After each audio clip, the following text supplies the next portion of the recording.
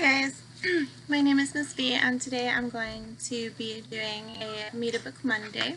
And the book I'm going to be introducing you guys today is called Pigza Swallowed A Key. And this book is by Jack Gantos and it is one part of a 5-part series. So if you guys are ever interested, there is a whole 5-part series that you guys can look at. And so I'm going to be reading you guys the first chapter, and hopefully you guys find the book interesting and you decide to go get a copy for yourself.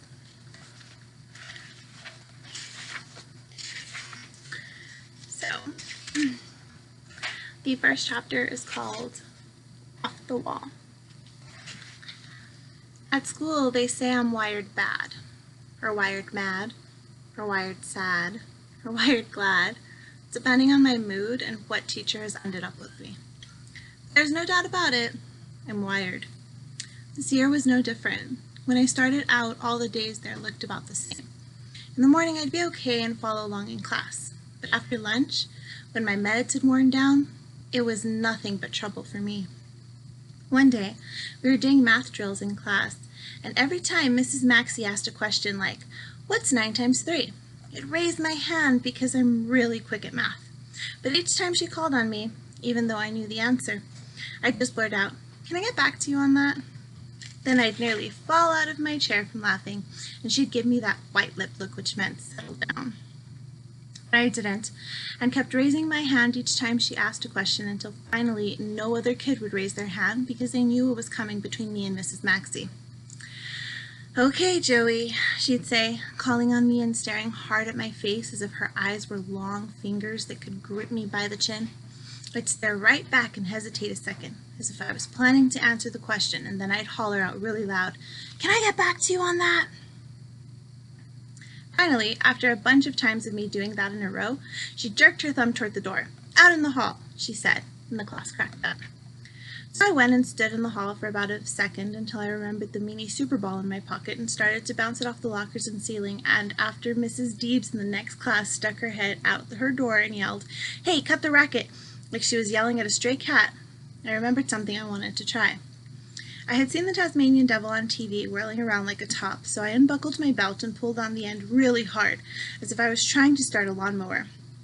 That didn't get me spinning very fast, so I took out my high-top shoelaces and tied them together, and then to my belt and wrapped it all around my waist.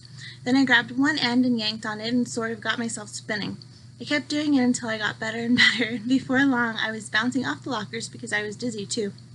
Then I gave myself one more really good pull on the belt, and because I was already dizzy, I got going really fast and began to snort and grunt like the Tasmanian Devil until Mrs. Maxey came out and clamped her hands down on my shoulders. She stopped me so fast, I spun right out of my shoes and they went shooting up the hall. "You glue your feet to the floor for 5 whole minutes or you can just spin yourself down to the principal's office," she said. "Now what's your choice going to be?" "Can I get back to you on that?" I asked. Her face went all red. 5 minutes, she said. "Settle down for 5 and you can rejoin the class." I nodded, and when she was gone, I wrapped the belt and laces around my middle and gave it a good tug and began to spin and slam into the lockers, and I got going so good the gum I had under my tongue flew out and my Super Ball slipped out of my hand and went bouncing down the hall, and I kept going and going like when you roll down a steep hill, and before long I was bumping on the glass walls around the principal's office like a dizzy fish in a tank. Then the principal came out and pinned me against the wall, and we had a little talk about my behavior goals. And I spent the rest of the day on her office floor sorting out all the used crayons the kindergartens kept in a big plastic tubs until I had separate piles of blue, green, and red, and yellow, and you know the rest. So that is the first chapter. I really recommend this book. It's a really cute book for kids, especially those who are suffering with ADHD. Or a little bit more hyper. I also recommend the book to teachers. You guys should definitely check it out. So if you would like to, hopefully you enjoyed our Meet a Book Monday, and I'll see you guys next Monday for a new book. Thanks.